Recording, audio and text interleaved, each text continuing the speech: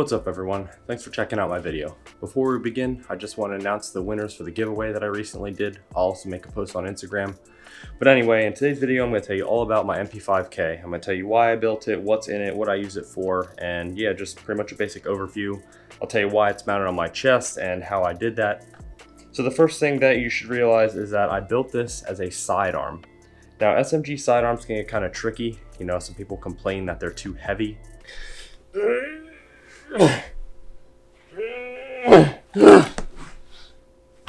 But they really aren't that heavy. The trickiest part is how to holster or mount them, which I will get to later. So when you want a sidearm for airsoft, what exactly do you want? So what do I want in a sidearm? I like when they're powered by CO2, there's a good mag capacity, they're quiet or silent and take suppressors, adjustable hop-up, and I like when there's a bunch of upgrade parts on the market for it. So diving into my Mp5k here, how I have it mounted. So like I said, I think that is the biggest pain in the ass when you run an SMG sidearm is figuring out how to mount it and carry it on your gear. So I use this thing called a weapon link. I believe a member on the Airsoft Sniper forum actually sent me the link. It can be found on Airsoft Megastore. I'll put it in the description. But you can literally just unclip it like this. I like to have it on my shoulder strap here so it can hang down, but it's real easy to draw and then it just clips back in and it will just hang there. It's pretty comfy.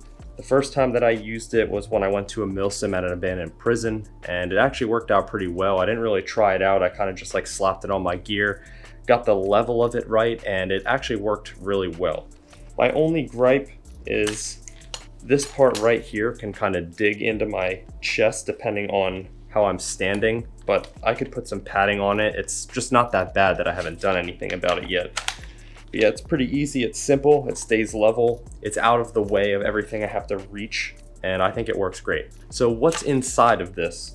Well, inside of my Mp5k, I have a Wolverine Inferno Gen2. It's an HPA engine, but I have it powered by CO2 using a PolarStar CGS CO2 insert. You might be thinking it's kind of bulky, you know, I have this big thing hanging off the side, but that's the price that I pay because I want my sidearm to be powered by CO2. I just don't really like green gas. I'm not going to get into it. I just like having the 12-gram CO2 cartridges and everything's right here. The cartridges are easy to carry, spare ones. It's just my preference. It was actually a bit of work to get the line routed so I could mount the CGS here. What I did was, since it's HPA and it's no longer an AEG, I had to chop the back of the gearbox shell off so I could route the line and add this fitting, and the fitting just goes into the side of the gun. And with this Olight mount that it's actually for a flashlight, I got it on Amazon, it's the right size that I can adjust the tightness of it, and it just worked out perfectly. Everything seemed to align great. There's a bigger hole in the body here, but I just used this rubber plug so it cleaned it up a little bit and it looks a lot better. Another main reason that I keep this CO2 is because some of the primary airsoft sniper rifles that I use run off of HPA, and I never want to have to deal with running a dual air source or two lines. I don't want to get involved with that at all. It seems too complicated.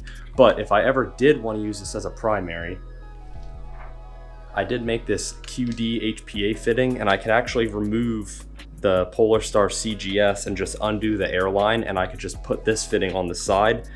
It would be an awkward location for the airline, but since I haven't even run it HPA yet, but since I never really do that, I don't really care that this is where the fitting would be. I would just deal with it. Originally, I was gonna try and put a dual air source kit in here, so it would have been a little easier to swap between HPA and CO2, but it's such a compact SMG that it was just too much to try and fit in here. I didn't want to chop it up anymore. So I just ran it like this, and so far it's been really good. I'll actually show a short clip of a small squad wipe that I had at an op using this setup right here. Oh, sorry.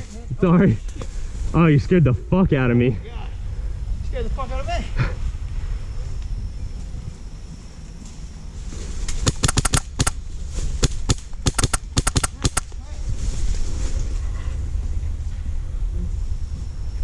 Adam, I could use your help.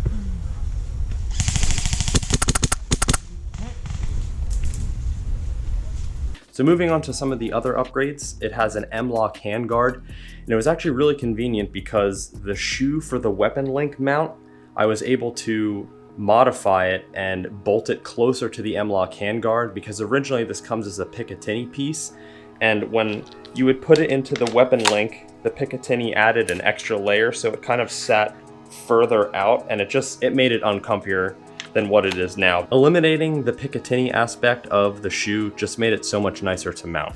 Since I have the M-lok handguard, I got a nice little Unity Tactical M-lok vertical grip for it. Small, compact, comfortable, not much else to it. I put a silverback muzzle brake on it because I put silverback muzzle brakes on pretty much all of my airsoft sniper rifles. That means that I think it's 24mm clockwise is the standard silverback size, but I can put any of these suppressors, I can put any of these suppressors on my sniper rifles or this MP5. And this one is a nice carbon fiber one. Really helps quiet it down, which you'll see in the shooting test. Anyway, I just threaded that on for nothing. I have a nice little Vector Optics red dot on here. I pretty much never use the red dot, honestly, when I'm sniping. If someone gets within 100 feet, which is typically my minimum engagement distance, I just kind of aim and follow the BBs. If I was in a different situation, I might use it, but I like the way it looks. I'll probably put something different on eventually. Then I have a dual mag clamp because I can just change it just like that when I need to reload. It's really convenient. These mags hold, I think, 65, and if I keep it in semi-auto, it's about as much as one 12-gram CO2 cartridge. Now, there's a lot of factors. It depends on your mag capacity, what you have your regulator set to, and that all comes down to, in terms of efficiency, the length of your inner barrel. So this inner barrel was, I don't know, like a 300mm something Action Army. And I actually sent it to my friend Silicone Sword, or Precision Pursuits. I'll put his info down below. And he shortened the barrel and re-crowned it for me. I think it's 150mm, but it is the perfect length that it goes just to the end of the silverback muzzle brake. So I was able to get every ounce of efficiency with the inner barrel length. But anyway, as I was saying, as a sidearm, this is set up to shoot 1 joule with 3 2s. That's also the weight that I use in game. If I use one of these little 65 round mags and I full auto the whole mag, you'll be able to use the full mag and it will pretty much use all of one 12-gram CO2 cartridge. If I keep it on semi-auto, which I normally do, you can get a little more than one mag's worth out of a 12-gram CO2 cartridge. But I like it because it is inconvenient to change both, but if I change the mag, I also just change a CO2 cartridge. And if you think about it, a normal sidearm like a Mark 23, I don't know what those mags hold, like 20 something. One mag holds 65, so that's already way more, and I have 2. So I have over 120 rounds all on my sidearm right here. So people complain about the size and like it's heavy, but I think it's very convenient just to have everything here, a crap ton of rounds. It's a little OP. Some ops don't allow you to run sidearms, but if they do, I definitely run this because it's pretty much my new favorite thing to use as a sidearm. When I need to change a CO2 cartridge, this kind of looks like an HPA air fitting, but it's not. It's actually a spare 12-gram CO2 cartridge. So even that, I have 2 mags and 1 cartridge in and a spare one, and it's all right here. Just a few small things before we get into the shooting test. Since it is an HPA engine that takes a small Lipo, you can just take these 2 pins out here and this plate comes off, and there's plenty of room back there. Again, I chopped the back of the gearbox shell off to accommodate the airline, and that actually made it a lot easier to run the Lipo. So HPA is just the way to go because even though I chopped the shit out of it, it benefited me for storage.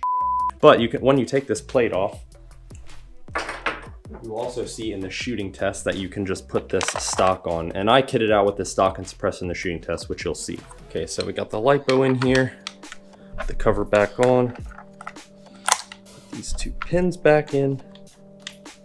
So what we'll do is we'll chrono it real quick and then we'll jump into the shooting test. Another nice thing that I have is an Odin speedloader.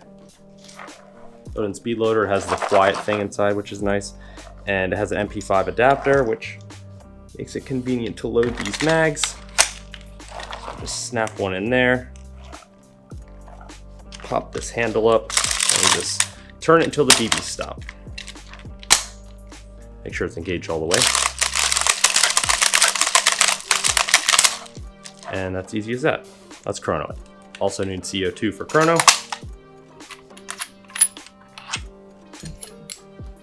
Cartridge in here. Sounds pretty cool when you puncture the CO2. Now let's chrono it.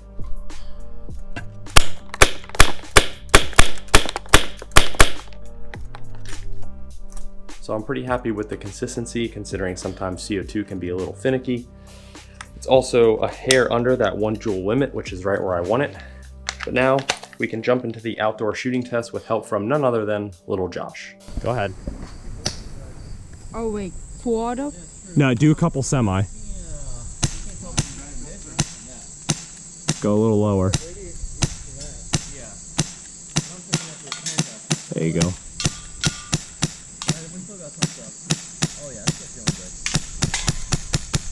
You want to do full auto? Okay, so you're out of CO2, so the mag's probably empty as well. So go ahead and take the mag out and put the other one in. All right, now don't shoot it yet. Take that CO2 cap off. Yeah, you're good. It's just there's a little pressure in there. Now here, give me the cap. Now take the CO2 out of the grip on the bottom. Right here? No. Yeah, take that old one out. Just throw it on the ground for now. I'll pick it up. Now get the one out of the grip where your right hand is. There's a CO2 in there. Yeah, pull that out. Put that in. Yep. Now here's the cap. That's cool. Yeah. It's that's actually a bitch to start. Here, let me start it for you. It's like a special dual thread.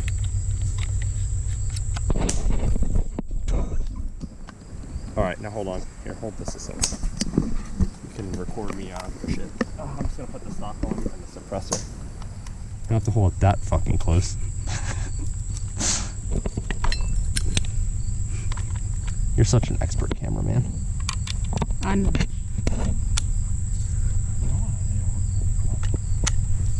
Oh, it just died.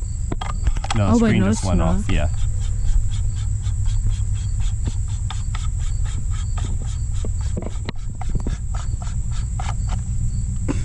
Good job. All right, give me the camera back. All right, just keep do more do semi again. Oh, you still got some cans up?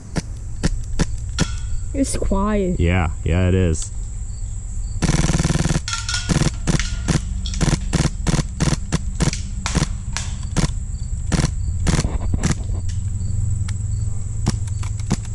Out of CO2. It's out. Yep. Thanks again, little Josh, for helping me with the shooting test. I think that covers just about everything you need to know about my CO2 powered Mp5k sidearm build. One of the only things I think I forgot to mention was if I somehow blow through both of these mags in the dual mag clamp, I do carry 2 extra little stubby ones and they fit perfectly in your typical pistol mag pouch. So I didn't really have to adapt my gear too much to it because I already had the pistol mag pouches. So yeah, it's just very convenient. So I think that brings us to an end. I would definitely recommend running an SMG as a sidearm. It's a lot of fun. Once you get it holstered and mounted up and you get used to it, you won't regret it. But anyway, thanks for watching my video. Have a good one.